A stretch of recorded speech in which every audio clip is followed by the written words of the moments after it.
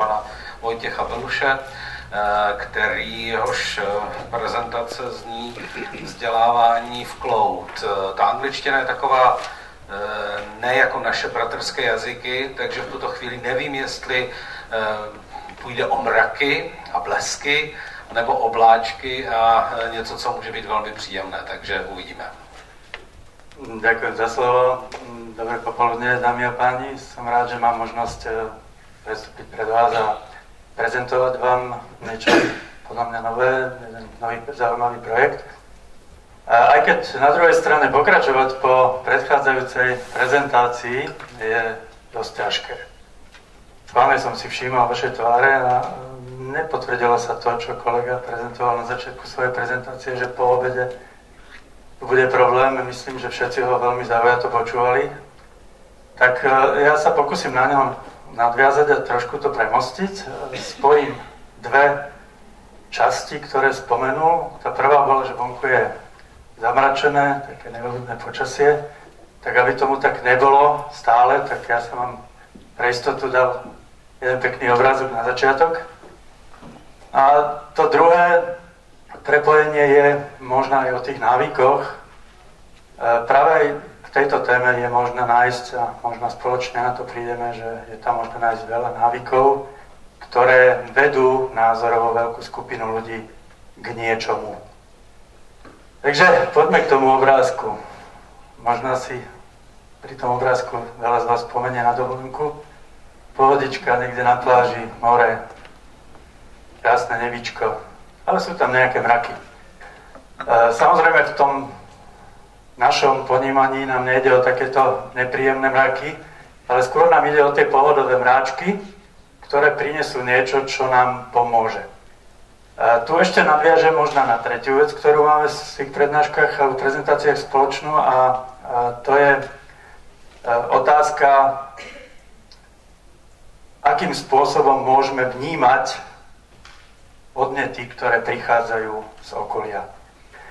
Ten podnet tých mrakov, alebo toho pekného počasia v našom ponímaní je naozaj chápaný tak, ako to spomenul už kolega, ktorý ma uvádzal. Možno prídem aj na to, ako to posuniem.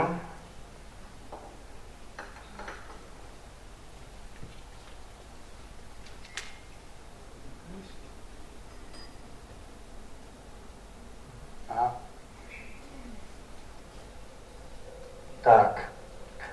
Education in the cloud, alebo vzdelávanie v oblaku, tak určite to nebolo myslené tým nepríjemným, tmavým oblakom, alebo to zatiahnutou oblohou, ale skutočne prinesením vzdelávania v oblaku, alebo v oblakoch, bližšie k tým, ktorým to vzdelávanie je určené. Keď sa tvoril tento názov, tak schválne sme nevolili to bežné, čo dneska už je naozaj bežné, a to je pojem e-learning. Prečo? Možno je to práve aj preto, že ten samotný pojem e-learning je tak trošku znetvorený alebo sprofanovaný. Stretával sa v rámci svojej praxe veľmi často s názorom, že ten e-learning nie je až taká šťastná metóda. Veľmi často je to práve aj s partnermi z vzdelávacích organizácií, ktorí nie veľmi radi túto metódu používajú, ale preto je tam to education, pretože nevnímame v tom ďalšom slede tú možnosť alebo ponuku partnerstva v ponímaní e-learningu, ale v ponímaní prenesenia foriem vzdelávania do toho oblaku, do toho bežne a odkiaľkoľvek dostupného riešenia. Čiže priniesť vašim, našim zákazníkom, partnerom to vzdelávanie bližšie, než si môžeme myslieť, a sprístupniť ho odkiaľkoľvek a kedykoľvek. To samozrejme nevylučuje tú klasickú formu vzdelávania. Práve naopak. Ak si to zoberieme v globále, tak ani jedna forma, o ani jednej forme sa nedá povedať, že je tá najlepšia. Každá má v sebe niečo špecifické, niečo dobré. E-learning sám o sebe určite nie je nejaká jednoznačná výhra, ale pokiaľ sa tie metódy spoja a pokiaľ sa využijú dostupné technológie, tak to môže pomôcť vám, vzdelávacím agentúram, vzdelávacím spoločnostiam, môže to pomôcť samozrejme aj firemným zákazníkom a bežným užívateľom. Hľadali sme nejakú spoločnú značku, ktorá by prezentovala projekt, ktorý vlastne, dá sa povedať, teraz štartuje a nenapadlo nás nič lepšie ako spojenie Learning, Education and Training. To sú tie tri vlny, ktoré sa zjednocujú a dávajú spoločnú možnosť a sú tvorené na oblaku. A je to teda Education in the Cloud. Čo je vlastne podstatou projektu, ktorú si dovolím vám dnes predstaviť? Je to projekt, ktorý, tak ako už spomínal aj kolega vo svojej prezentácii, vám neprináša žiadny tovar dnes, nič vám naozaj nechcem ani ja dnes predávať, ale zmyslom a princípom toho projektu je sila spolupráci. Je to ponuka na spojenie síl dostať jednak vzdelávanie na cloud, dostať ho vlastne do toho široko prístupného prostredia, ale zároveň spojiť svoje sily tak, aby ste, jak vy, aby sme aj my, vedeli ponúknuť zákazníkom komplexné a silné riešenia pre podporu vzdelávania ako takého. Čo tam ďalej ponúkame v rámci projektu? Sú to technológie a je to distribúcia. Z hľadiska technológie sa do projektu zapájajú technologické spoločnosti, ktoré majú komplexné hotové riešenia.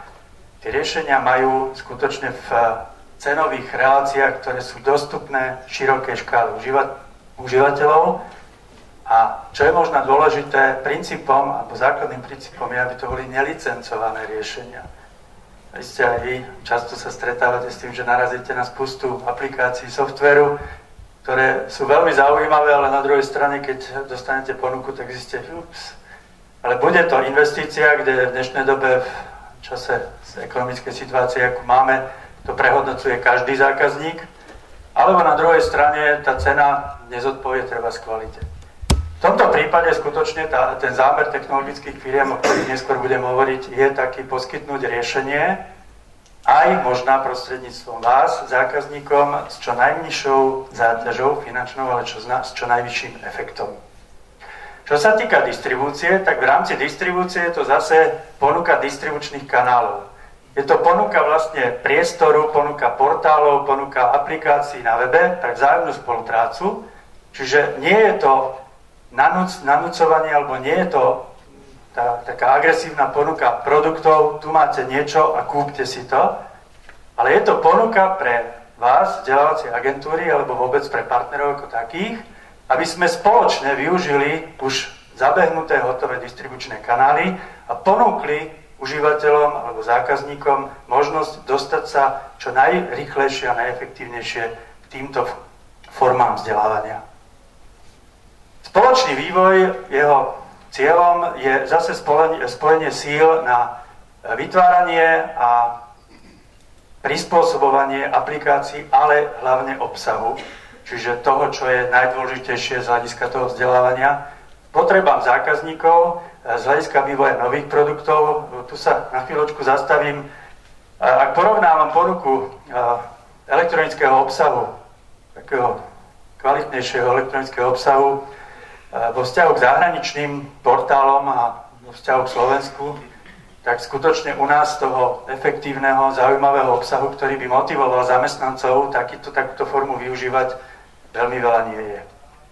Ale pritom na Slovensku je strašne veľa veľmi šikovných ľudí, lektorov, vzdelávačov, ktorí majú v hlavách tie úžasné myšlienky, ktoré by vedeli pomôcť aj ostatným, ale možno nevedia, akým spôsobom to dostať, alebo nechcú do toho investovať, lebo samozrejme nie je to lacná záležitosť.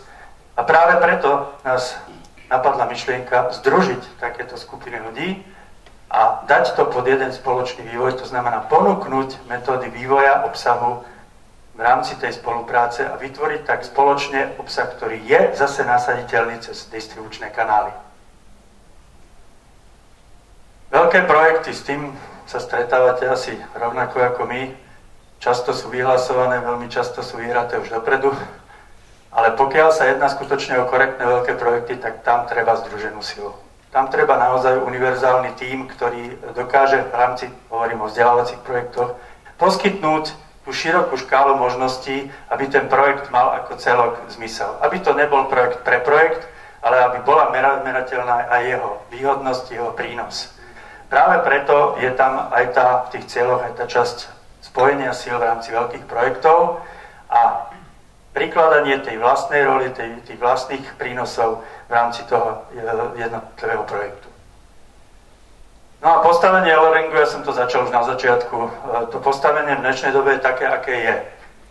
Na to, aby to postavenie možno bolo lepšie, aby bolo chápané a vnímané inak, na to sme sa zase rozhodli vytvoriť spoločný portál, alebo portál, ktorý by mal prinášať ucelené informácie, ktorý by mal byť takým zjednocujúcim prvkom a k nemu sa dostaneme neskôr. Ale zase je to, ten cieľ je postavený, aby sme širokej verejnosti možno napravili trošku názor na elektronickú formu vzdelávania. Že to nie sú len CDčka, DVDčka, že to nie je len nejaký kurz, ktorý si spustím, že to nie je len nezáživná forma preklikávania slajdu po slajde, že to môže vyzerať aj inak. Kto stojí za projektom EduCloud Group? Momentálne je to 7 firiem, kde z toho je teda 5 firiem technologických a pri zdroji alebo na začiatku celého stala moja spoločnosť LED Solution, kde tá myšlienka sa spojila s myšlienkou druhej spoločnosti Empire Systems SRO zvolená. Jedna aj druhá firma sa venuje ťažiskovo vývoju portálových riešení. LED Solution je skôr zameraná na komerčnú sféru, na firmy, na firemné riešenia. Empire Systems SRO je práve na širokú škálu užívateľskú, na to väčšie rozšírenie a iste možno niektorí prišli už do styku aj s ich veľmi zaujímavým riešením My Education. Je to portál, ktorý v dnešnej dobe má cez 23 000 registrovaných užívateľov a aktívne využívaný je zhruba 90% zregistrovaných. Toto je priestor, ak sa vrátime k predchádzajúcemu slajdu a k distribúcii, to je jeden z priestorov distribúcie obsahu. To znamená okamžitá nasaditeľnosť spoločne vytvorených kurzov, spoločne vytvorených aktivít v rámci Education in the Cloud na hotové, komplexné a využívané, čiže živé riešenie. Ďalšou spoločnosťou, ktorá stojí pri zrode tohto projektu je Creoneo. Je to zase spoločnosť, ktorá sa venuje vývoju, má širokú škálu odborníkov v oblasti programovania a zároveň majú odborníkov v oblasti dizajnu a kreativity, čiže toho, čo veľmi veľa kurzom z oblasti e-learningu v dnešnej dobe chýba. WebGlobe SRO, možno niektorí poznáte, je to špecialista v oblasti dátových skladov, poskytovania internetu a v poslednej dobe, dá sa povedať, líder alebo ťahuň v oblasti virtual cloudu. Prostredníctvom tejto spoločnosti a jej zapojenia do systému vieme zase firmám, organizáciám, ale aj vzdelávacím agentúram poskytnúť komplexné, uzavreté riešenie v cloude. Ako si to môžete predstaviť? No, ak si predstavíte, že by ste mali zakúpiť technológiu pre vytvorenie vlastného servera, na ktorom budete mať LMS systém a neviem, ďalšie doplnkové systémy a obsah vzdelávací a videa, proste celú databázu, tak samozrejme, že to niečo stojí. V tomto prípade si to celé predstavíte v cloude, čiže v tom mráčku, máte to niekde na internete, ale je to vám vyhradený priestor, je to ako keby virtuálny server a na ňom môžete mať implementované komplexne celé riešenie. Všetko, čo budete potrebovať pre vzdelávanie, môže byť takto dostupné odkiaľkoľvek a kedykoľvek. To je zase princíp toho virtuálneho cloudu. Intenziu spomínať nemusím, ale som veľmi rád, že prejavila záujem o spoluprácu, pretože má dlhú históriu v oblasti organizovania konferencií, seminárov, školení a práve prostredníctvom nich, alebo s nimi, sme vlastne dostali myšlienku predstaviť tento projekt aj tu dnes na salóne A verím, že aj prostredníctvom nich budeme vedieť ďalej oslovovať či už vás, alebo ďalšie vzdelávacie organizácie, ktoré budú mať záujem a nájdu sa v tomto projekte a budú chcieť posúvať svoje možnosti ďalej. The Bridge English Language Center tiež zrejme poznáte. S pani Bednárovou sme sa zišli a zhodli na inej forme vzdelávania angličtiny a to práve v tom podstatnom, že neučiť jazyk ako jazyk, ale učiť niečo iné v jazyku. A tak skresla myšlienka, že poďme učiť formou blended learningu soft skills, ale budeme ich učiť v angličtine. Čiže teoretické časti, to, čo sa dá naučiť, alebo čo sa dá poskytnúť práve formou e-learningu, bude prostredníctvom e-learningu, to ostatné bude klasickou formou, čiže face-to-face niekde na učebni alebo niekde v peknom prostredí, kde sa budú trénovať tie zručnosti. Čiže toto je takisto jedna zo zaujímavých možností a podnetov na ďalšie využitie v rámci spolupráce. No a poslednou spoločnosťou, ktorú spomeniem v rámci tých úvodných, ktoré sa už zapojili do projektu, je Langmaster.com. Je to česká spoločnosť, ktorá má zase vlastné technologické riešenie pre vyučovanie angličtiny, alebo teda nielen angličtiny, ale jazykov obecne. A čo je asi najdôležitejšie spomenúť, zapojili sa do EduCloudu preto, aby vlastne mali možnosť, alebo aby mali partnera aj na Slovensku. A na druhej strane prostredníctvom skupiny EduCloud ponúkajú zase vzdelávacím agentúram, firmám, inštitúciám možnosť využiť toto riešenie. Čiže nie je to len o tom, že ponúkajú hotové jazykové kurzy, ale je to o tom, že tieto jazykové kurzy je možné využiť v rámci vlastného corporate designu, v rámci vlastného nasadenia, s tým, že sa bude chovať vlastne ako riešenie nasadené u vás, v vašom prostredí. Čo sa týka spomenutého informačného portálu, na stránke www.educloud.sk v tomto momente ešte stále beží countdown. Beží tam s nastaveným dátumom spustenia 29.10. Čiže ak si 29.10.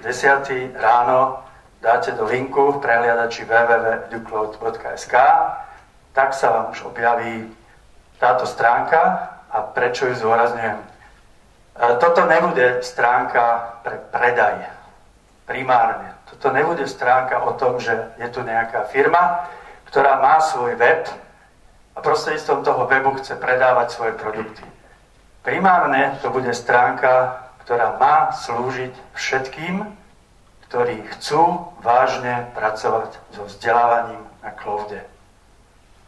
Čiže budú tam nielen dostupné aplikácie, ktoré je možné využiť. Budú tam všetky informácie o možnostiach v rámci vzdelávania. Bude tam fórum pre odborníkov a špecialistov. Bude tam časť pre blogy, odborné a špecializované články. Bude tam archív dokumentov, kde budú ukladané dokumenty a podklady a materiály vhodné a výhodné pre tvorbu elektronického obsahu. Čiže tých informácií tam bude a verím tomu, že bude vďaka tomu, že tam budú prispievať práve všetci, ktorí budú mať záujem sa do toho projektu zapojiť. Bude zaujímavý jak pre vzdelávačky, tak pre firmy, tak pre HR manažerov. Mal by to byť univerzálny portál, ktorý vám poskytne informácie na to, aby ste si mohli rozvinúť svoje možnosti v rámci Education in the Cloud.